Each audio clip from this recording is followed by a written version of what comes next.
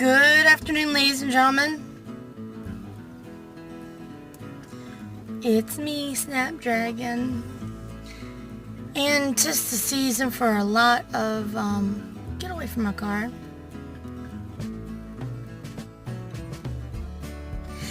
Other than it's the season to get away from my car. Also, it is back to school shopping season, and tax-free weekend is upon us. For those of you that work in retail, it's hell! So, but remember to breathe in your nose, hold it for 3 seconds, and exhale through your mouth. Everything will be okay. It's only a day. They're only people. And hey, expect the worst, but hope for the best. And when you do that, you are never surprised, and you are always got a plan for whatever could happen, can happen, and whatever may not happen may very well happen, or may, you got it. I'll get lost in the whole paradox right there. Oh, that's what that is. Okay. Let's roll the windows down.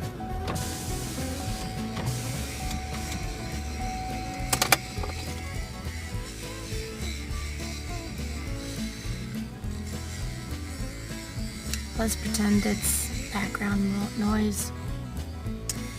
Plus, I'll be playing music in the background when I edit my video.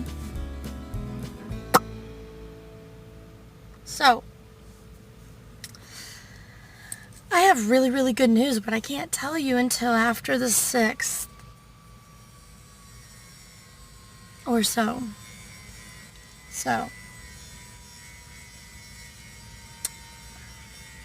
Anywho, I have a very very big question. I mean, after all, I did say it's season for back to school shopping and all that. It's also the season where everybody's lost their ever-loving mind and they forgot to drive. So, I have a very big question.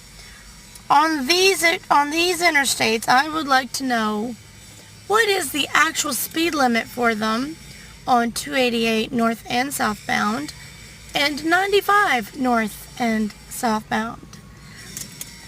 From my experience, 95 on either way is shifts between the miles per hour of,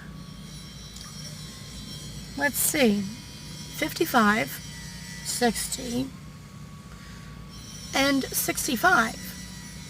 So, the legal limit of 55 miles an hour, if it is posted, is you are allowed to go 5 over, which is 60. Now, if it's 60 miles an hour, you are allowed legally to go 5 over of that too. That is 65. It is 65.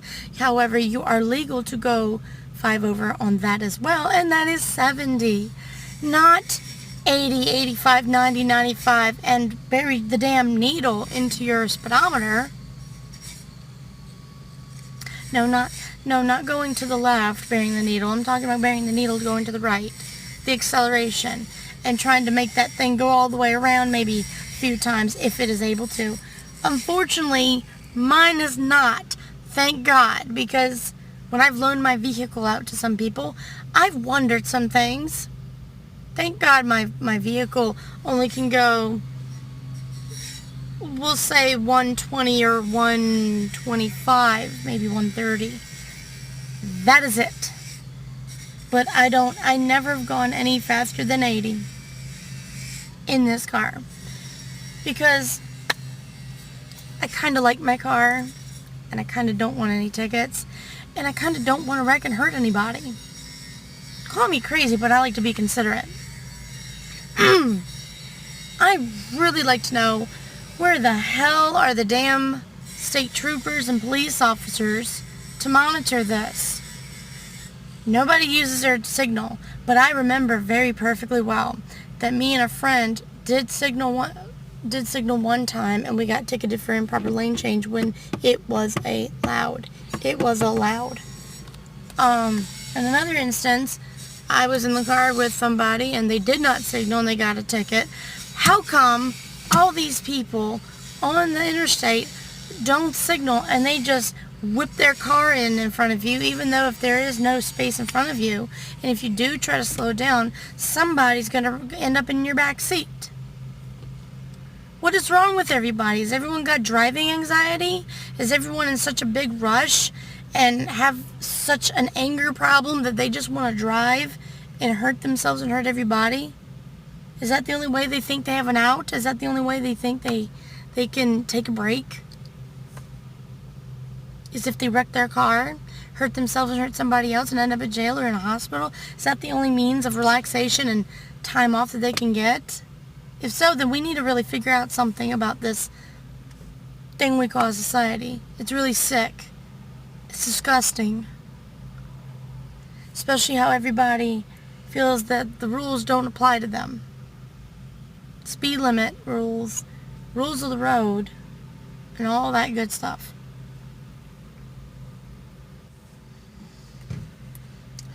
I know this infringes on free will and personal governing, but I am all for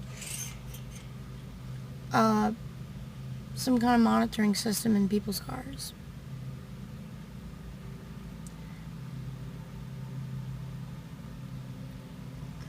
Seriously. Because when you put your signal on, a lot of people speed up. There should be a signal whenever someone's signal is on, that there's a signal to other vehicles that keeps them from speeding up around you. But I don't know about that. Maybe if they're in a certain position of a vehicle. Let's say someone's like, kind of like on the side, on the left or right, and they're like behind. And the signal for their signal sends a signal to the car. And that person who's behind you to the left or right does not speed up. We have a habit of just being mean to each other. Are you tired of it? It gets me questioning what's really wrong with people. Like, what's really going on in their personal life to where they want to hurt you, wreck your property, hurt them, and they're willing to risk hurting themselves and wrecking their property. And if they have kids in the car, oh God, it's even worse. A lot of people they either drive overly cautious or they don't care. Now, it's one or two things: anger issues, anxiety, or depression. Depression can disguise itself as anger because you're angry that you feel this way. And you don't know what to do about it, and you don't know why. I get it. I really do. You have to stop and ask yourself, why do I want to drive like a maniac today? Why do I feel like I need to scare somebody? Why do I feel like I need to speed up when I see the person trying to merge over?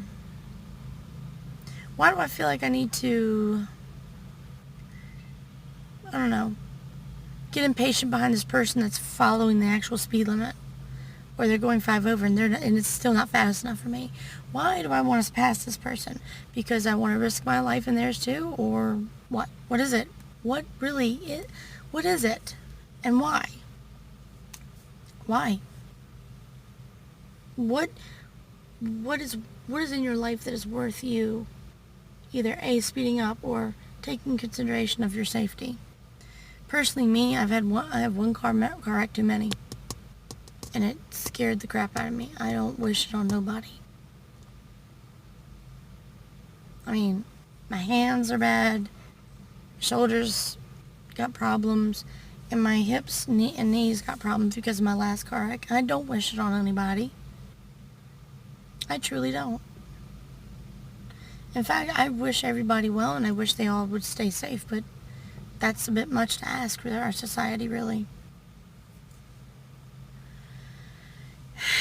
It breaks my heart because I know each and every person here has such great potential.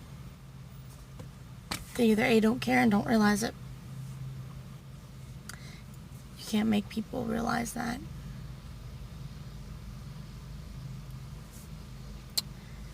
So you just wish them well.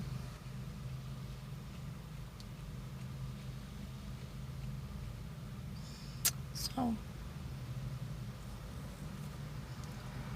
asking your own self why you do what you do is not a crime.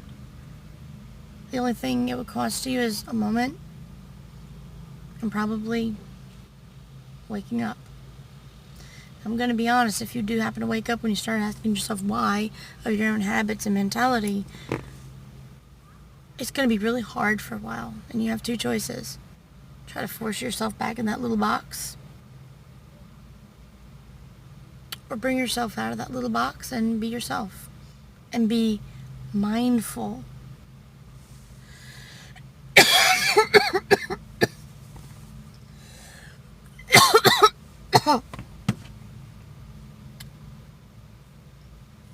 It's only going to cost your old self. Your new self, it won't cost you nothing. But you will reap a lot of benefits.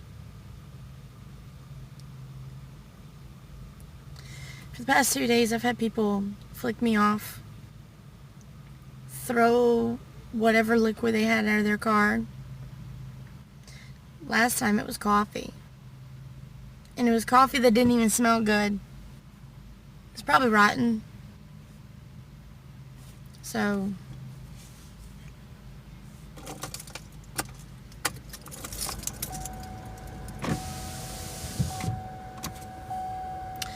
I did that because people.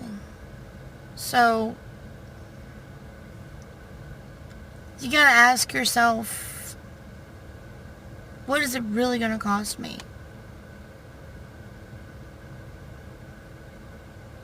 Oh, look at you. You can text without looking at your screen. You're so cool. You know, why do people want to impress other people that they don't even freaking know? Why?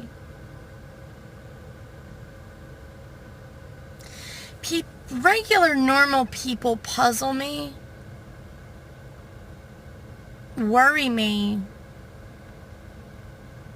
and they just seem weird to me. And I know I seem weird to them. I'm not going to sit here and say I'm the all normal like I'm the all normal me and everyone else is psychopath. No. I am not normal. I know I seem weird. I know I am weird. But do they know that they're weird? Do they know that they're very strange? Do they know? I don't think they do. Those people I call the zombies. And I really think that the zombie apocalypse that people have been harping on is actually what we're witnessing now. People that are psychologically and spiritually asleep, and they're just not self-aware. These people are not self-aware. They don't feel things on how they should feel them, and they do not cope. They do not cope on whatever happens to them or what they've gone through. They don't cope. They don't know how to cope because growing up, think about it. You weren't really taught how unless people were really empathetic to the fact that you probably needed to learn it sooner rather than later. I was lucky and fortunate enough to have a mother and father that were open-minded. I was very lucky and fortunate enough that I had the teachers that I had that did help me and not hurt me. Very lucky and fortunate enough to encounter the people that I have encountered in my life to bring me up to this point and become self-aware and to know how to handle so much. And I like to say that I am thoroughly blessed that I have a husband that is how he is and who he is and what he is. When I was really depressed, when I call it the summer of death. I lost a friend in his sleep. He was only 23. Lost a god uncle who was really dear to me, and I lost two god uncles, and a friend, and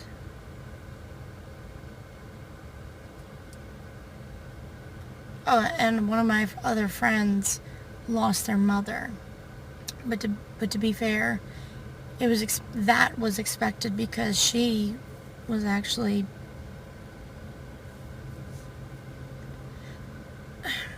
alive but not living. She was virtually brain dead. I mean, she was alive, but no talking, no movement. She had a pulse. Everything had to be done for her. Eating was an endeavor. There was no eating, just tubes and machines for everything. So, long story short, I called it the summer of death. I was so depressed, so distraught, that I didn't know how to get up out of bed. I had moments where I forgot how to get up and be me. I just kind of like shut everything off and I couldn't deal. There was just so much of it. My husband, God bless him, he pulled me out of it. And I was so worried about my friend who is going to marry the other friend that died in his sleep. They were engaged. He proposed and everything, and he died in his sleep. So bothers me. It changed her. God, did it change her. I love her still. She's forced herself to live, to make a life. But it's all about coping. You have to cope. You have to deal with it and sort it out. Make that what happened and and what you're going through. Turn that into something else. Become your spiritual alchemist. Turn that negative something into a positive and constructive, useful something, so that you can help other people. Say, hey, I've been through that too. Look at me, I'm alive and I'm flourishing. I've been through some pretty messed up things. And I tell you, there were times that I thought I wasn't going to live through it. There were times that I thought I was going to go to sleep and not wake up. There were times that I thought that I was going to get killed. There were times that I thought, this is it. This is the heartbreak that's going to drive my body to shut itself down. I cannot bear it anymore. But I'll tell you one thing. I was able to bear it. I was able to handle it. It was hard. So hard. Uh-oh. We got a new hire. Please know what you're talking about. Please know what you've got an idea what you're doing. Please, please, please, please. I can't deal with any more newbies. But you know what? You gotta learn somewhere. So I shouldn't be judging them at all, because there was once upon a time I didn't know what the heck, my butt from a hole in the ground. So I want to know why for my questions of earlier. I want to hear some explanations.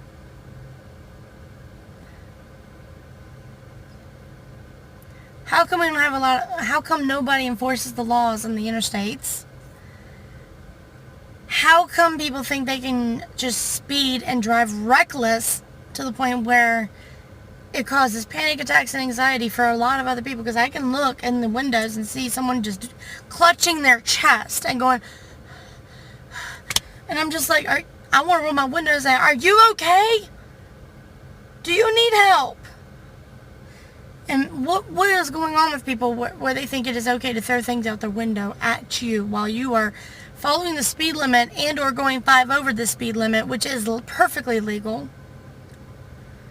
Where did this come from? Where did this sense of it's okay to be an asshole on the interstate and just forget everything about driving? Well, what happened? And if you have survived something pretty horrendous that you thought would do you in, please share if you like to, because that sharing could give somebody else hope. If they are currently going through something, they'll be like, well, look at this person, they're going through something just like what I'm going through. They're doing great. And then who knows, maybe we'll gain a friend, maybe they'll want to talk. You never know. We're all in this world together. Let's be good and kind to ourselves and each other. You have nothing to gain. I mean, you have nothing to lose if you do that. But you have everything to gain. You have nothing to gain in actually being hateful and unkind to yourself and other people. Love and light to you all, and please share and subscribe. It really does mean a great deal to me, and I appreciate all the support. My goal in life is to help people. Hopefully this does just that. So far, my record has been pretty good. I'd like to continue that. Bye, guys.